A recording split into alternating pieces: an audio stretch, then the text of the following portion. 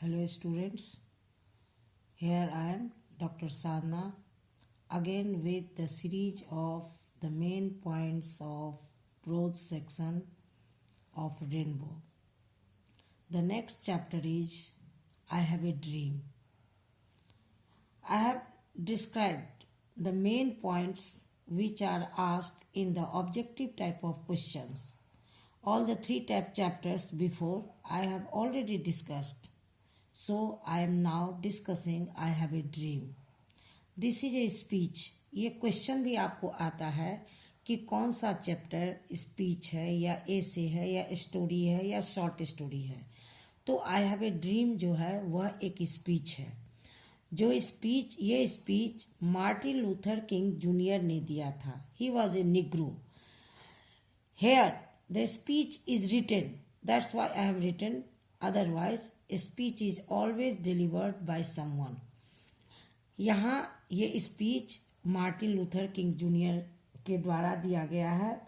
He was a Negro, a Baptist minister by training and a civil rights activist.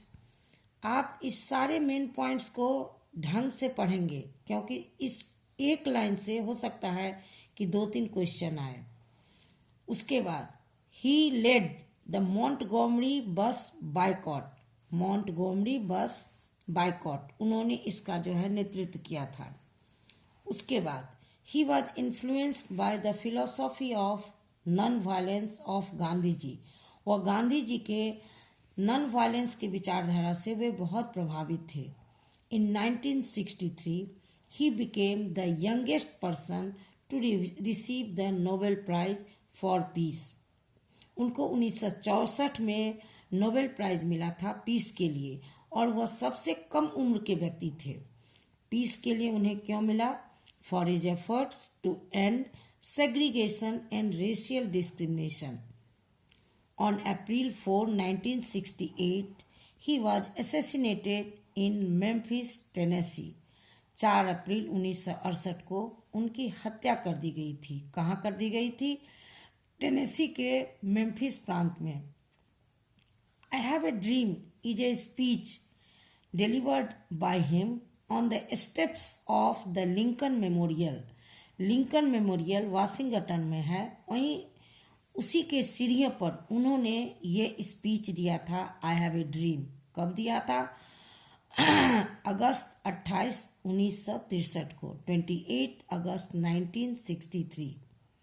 His dream is to see Alabama as a developed state.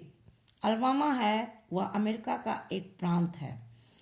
ज़्यादातर उसके नागरिक Negro हैं.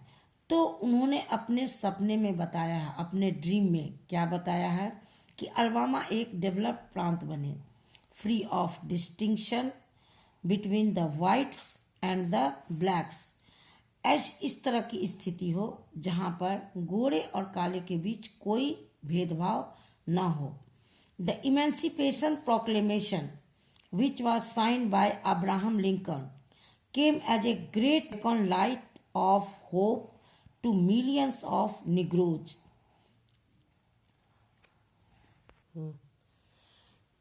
1963 is not an end.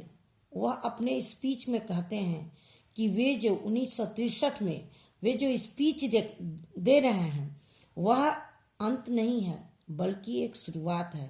Is not an end but a beginning.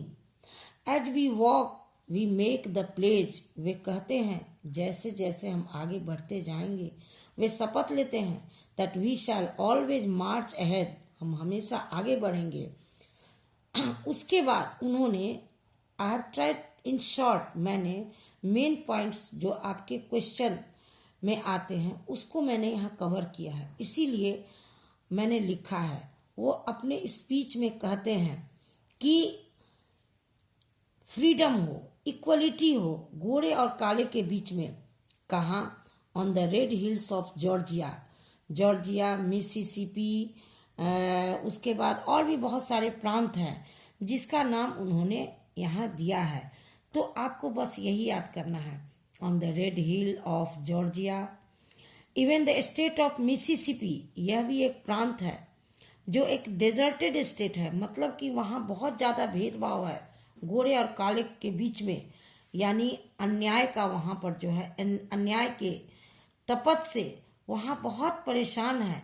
तो वहाँ पर ये word है, a desert state sweltering with the heat of injustice will be transformed into an oasis of freedom of justice.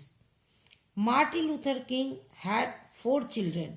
ये आपको question में आएगा, 1 number के क्वेश्चन में कितने बच्चे थे, तो 4 चिल्ड्रन। उसके बाद वह कहते हैं, वह अपने सपने के बारे में बता रहे हैं, let freedom ring from the, स्वतंत्रता को हर तरफ से आने दिया जाए। किधर से? Prodigious hill tops of New Hampshire, mighty mountains of New York. आप ये याद रखिएगा, हैम्पशायर के पहले क्या है? Prodigious hill top of New Hampshire. New York के पहले क्या है? Mighty mountains of New York. The heightening Alleghenies of Pennsylvania, from the snow-capped Rockies of Colorado, from the curvaceous peaks of California, from the Stone Mountain of Georgia, Lookout Mountains of Tennessee। ये सब विभिन्न प्रांत के नाम हैं, ये सब पहाड़ की तरह हैं, इसीलिए उसको अलग अलग शब्दों में उन्होंने पिरोया है, और ये शब्द ही आपको याद रखने हैं।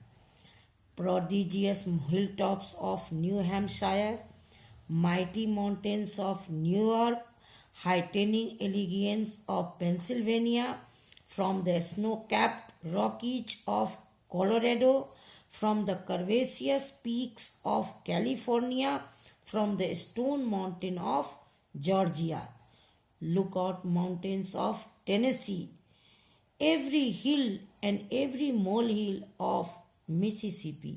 ये शब्द ही आपको याद रखने हैं। अब इस चैप्टर के मेन पॉइंट्स को मैं यहीं फिनिश करती हूँ। थैंक्स।